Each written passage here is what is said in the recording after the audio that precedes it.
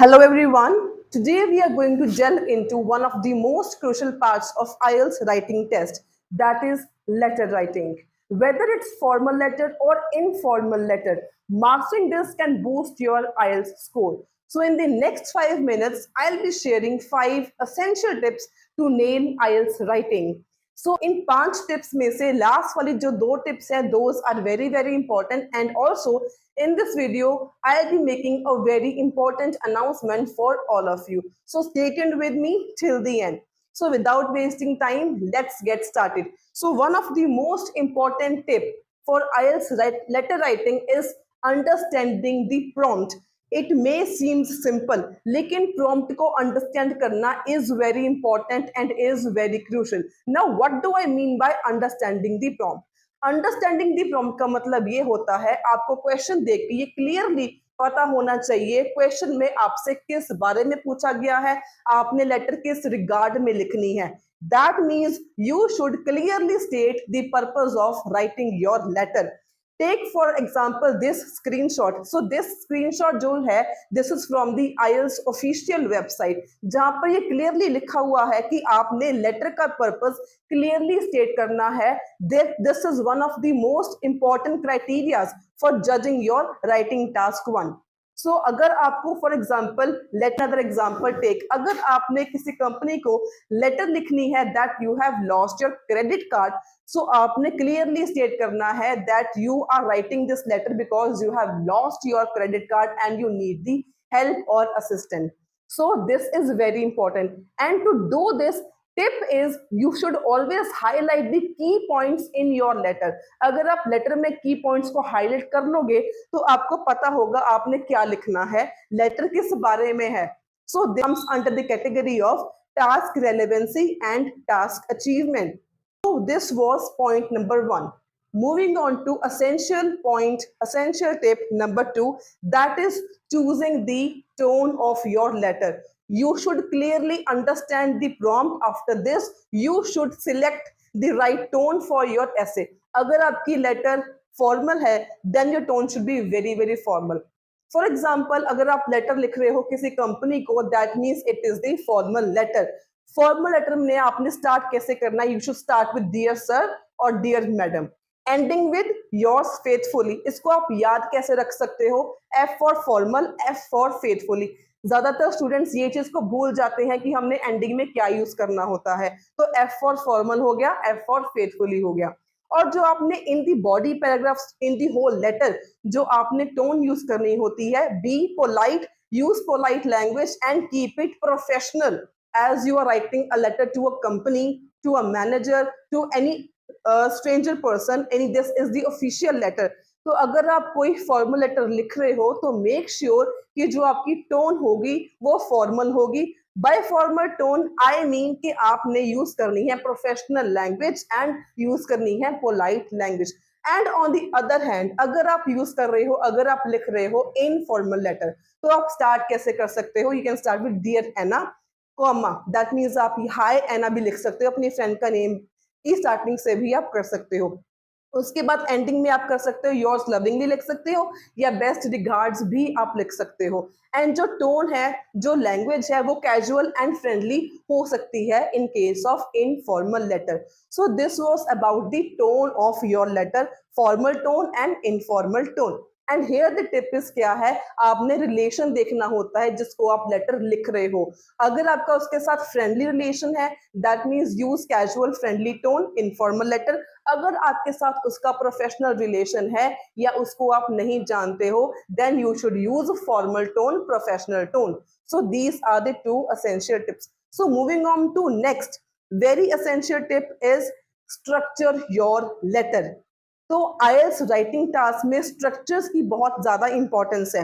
सो यहाँ पे क्या है, a well structured letter has 3 main important points, starting with introduction, then main body, then conclusion. This is the perfect structure according to the IDP. तो आपने introduction में clearly state करना है the purpose of writing the letter, जो हमने discuss किया tip number 1 में. And tip number 2 में हमने क्या डिस्कस किया था, टोन। जो टोन आती है that comes in the body paragraphs, and आपके पास 3 बुलेट पॉइंट्स गिवन होते हैं क्वेश्चन में, so make sure to answer all those bullet points in separate paragraphs, and each paragraph should contain specific information, that means one idea per paragraph. इस तरीके से आप अपने एस्से को बहुत ही लॉजिकल वे से स्ट्रक्चर कर सकते हो। This was tip number 3, that is structuring your essay very very well and in a logical manner. So moving on to tip number 4। Tip number 4 is be clear and concise. जो आपकी letter है वो clear होनी चाहिए and concise होनी चाहिए। So that means आपका यहाँ पे क्या हो गया, clarity and brevity is the key. So you should avoid long winded explanations. आपने ज्यादा लंबी एक्सप्लेनेशंस को अवॉइड करना है। इंस्टेड आपने सिर्फ concise and clearly information state करनी है। फॉर एग्जाम्पल अगर मैं आपको बोलूं, अगर आपने लिखना हो कि आपका क्रेडिट कार्ड गुम गया है एंड आपने कंपनी को हेल्प के लिए लेटर लिखनी है, तो फॉर एग्जाम्पल स्टॉप सेइंग कि आप लिखोगे I have lost my credit card because of some certain situation and for this I need your assistance very urgently. This is very long winded information. Instead cut it to the short. कैसे लिख सकते हो, I had lost my credit card and need your help.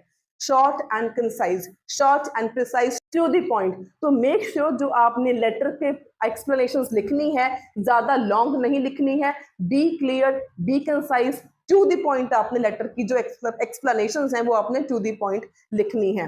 So tip number 5 which is the most important. So before I discuss tip number 5, पहले मैं आपके साथ एक बहुत इंपॉर्टेंट अनाउंसमेंट शेयर करना चाहूंगी।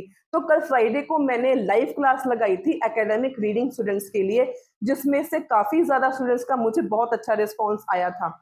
And on the next Friday मैं सोच रही हूँ जनरल ट्रेनिंग के लिए रीडिंग की लाइव क्लास लगाने के लिए शाम को in the evening at around 6 और 6:15। सो अगर आप इंटरेस्टेड हो, do comment me in the comment section live. अगर मेरे को 500 कमेंट्स आ जाएंगे लाइव वीडियो के तो एंड 500 लाइक्स भी आ जाएंगे, then on the next Friday I will be going live for general training reading students. And मैं पोस्ट भी डालूंगी ऑन द कम्युनिटी टैब पर, वो पोस्ट भी जाके जरूर चेक करना और पोलिंग करना आपको किस रिगार्ड में, रीडिंग के किस रिगार्ड में आपको वीडियो चाहिए रखना। So let's discuss the last and the most important and the crucial point. Last point है आपका proof reading. Proof reading is very important. A single mistake even can impact your scores badly. So अगर आप proof reading कर लेते हो तो उससे आपका स्कोर 0.5 से लेकर 1 बैंड तक का भी इंप्रूव हो सकता है। And now what do I mean by proof reading. Proof reading जब आपने करनी है, आपने कौन कौन सी चीजों को चेक करना है। पहली बात, check for your grammatical mistakes. Second thing, check for your spelling mistakes.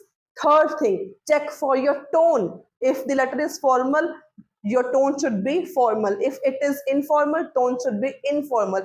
Example के तौर पर सोचो कि अगर आप किसी भी कंपनी में लेटर दे रहे हो जॉब के लिए एंड उस लेटर में अगर आप टाइपोस कर दोगे, स्पेलिंग मिस्टेक्स कर दोगे तो कैसा इंपैक्ट पड़ेगा।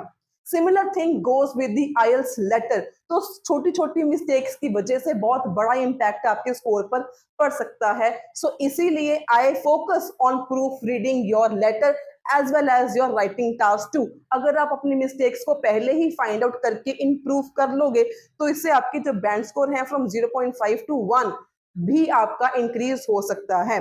सो take a minute to review your take a minute to review your writing task 1 before submitting it to the examiner. So there you have it. All the 5 crucial tips to nail your IELTS exam. Tip number 1, understanding the format. Tip number 2, structuring your essay. Tip number 3, choosing the right tone. Tip number 4, clear and concise. And tip number 5, proof reading. So follow these tips and you will be well on a higher band score. So if you found this video helpful and informative, do give it a thumbs up, share it with your friends, and don't forget to subscribe my channel for daily videos on IELTS. So until then, stay happy, stay healthy, and all the